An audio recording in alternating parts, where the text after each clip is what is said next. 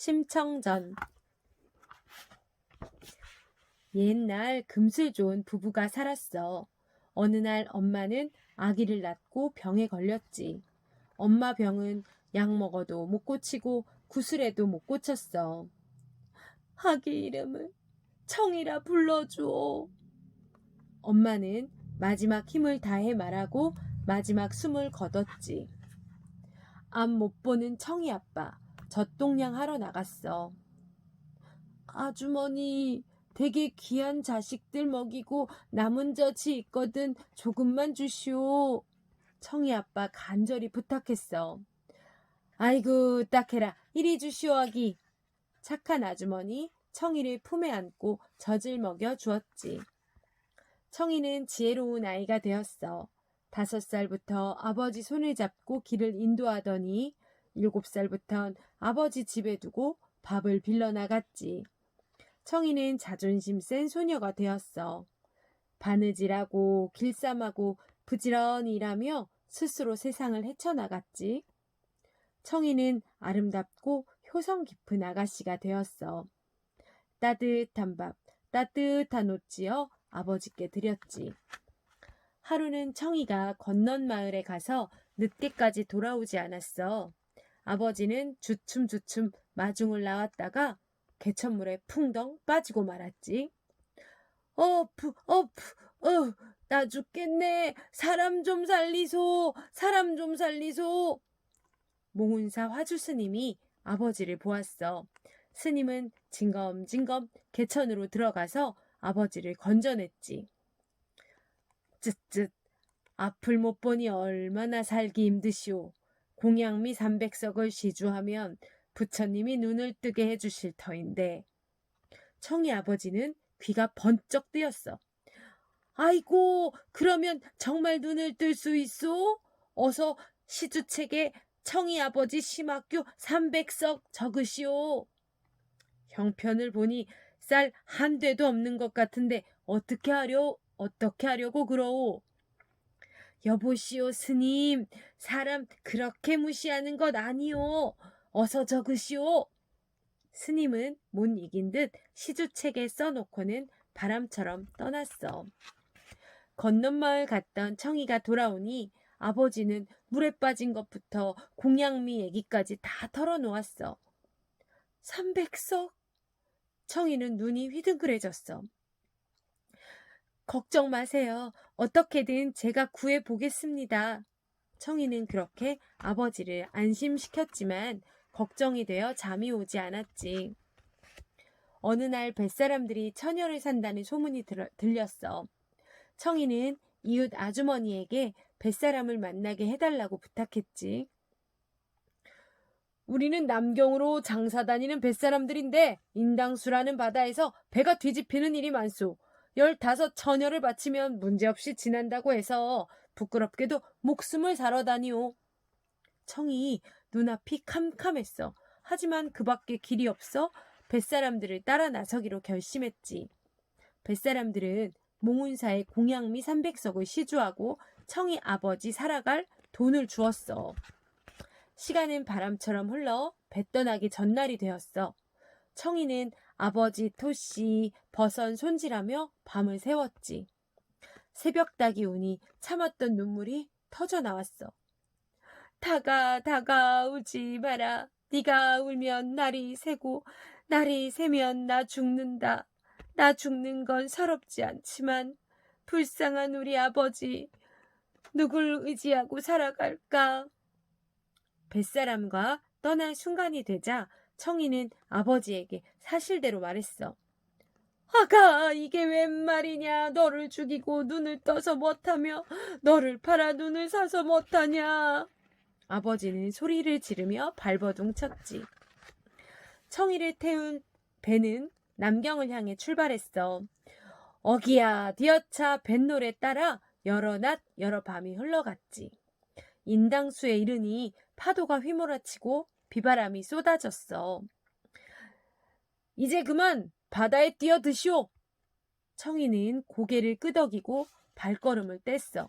차마 발길이 떨어지질 않아 이를 악물고 차마 눈뜨고 떨어질 수 없어 치마를 덮어쓰고 15 고운 청이 인당수에 빠졌지. 15 슬픈 청이 꽃 같은 물보라만 남기고 사라졌어. 청이 세상 떠나온단 소식 듣고 바다 선녀들은 인당수로 마중 나왔어. 선녀들은 청이를 가마에 태워 용궁으로 데려갔지. 아가, 아가, 우리 청아. 하늘선녀 된 청이 엄마가 찾아왔어. 엄마, 엄마, 추울 때, 배고플 때, 서러울 때 그렇게 불렀는데 왜 이제야 오셨습니까? 청이는 울고 불고 떼쓰고 꿈 같은 시간을 보냈어. 아가, 우리 청아, 상제께서 너에게만 다시 한번 생명을 주셨으니 귀하고 행복하게 살다가 다시 만나자. 청이는 안타까운 이별을 한 다음 연꽃 안에 고이 담겨 인당수로 보내졌지. 청이 아버지 딸을 잃고 하루하루를 눈물과 괴로움으로 보냈어. 쯧쯧, 차마 눈 뜨고 못 보겠군. 마을 사람들은 청이 아버지를 아껴주었어.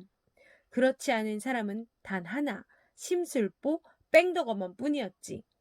뺑덕어멈은 청이 아버지를 꼬드겨 결혼하고는 엿 사먹고 술 사먹고 고기 사먹으며 돈을 펑펑 써댔어.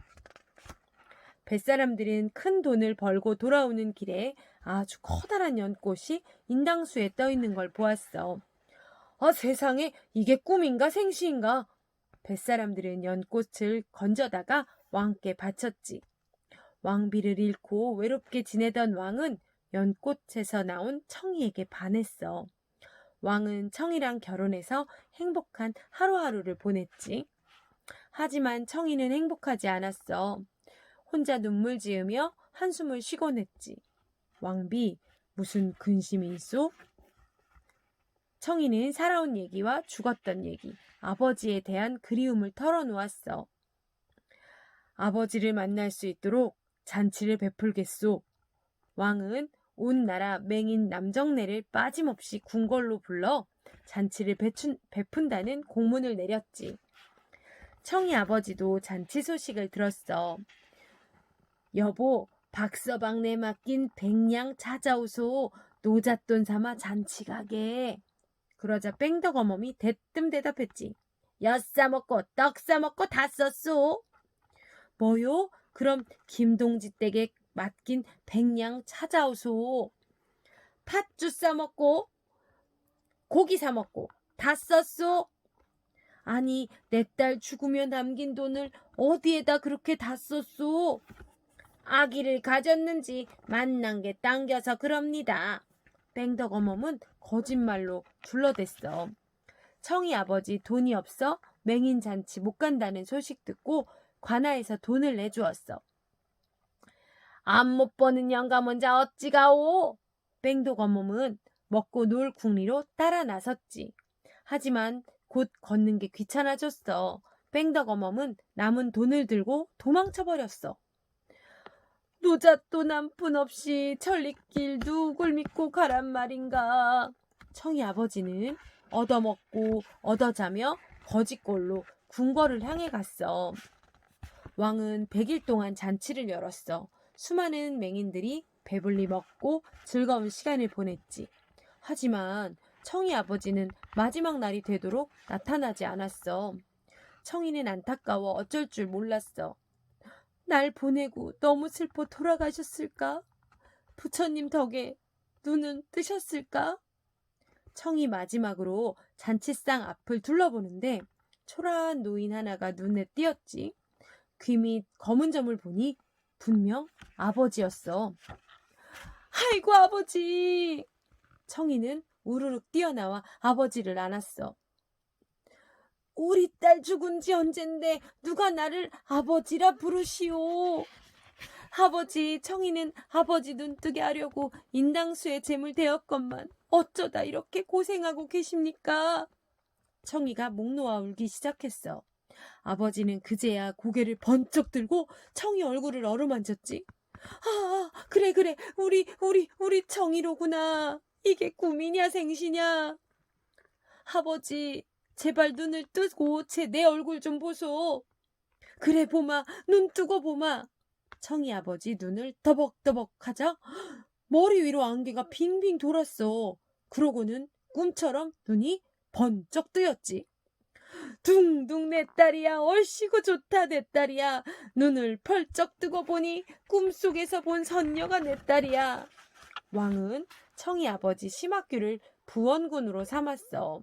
청이는 어진 왕비가 되어 가난한 백성에게 빛이 되었지. 그리고 왕과 함께 귀하고 행복한 삶을 오래오래 누렸대. 끝.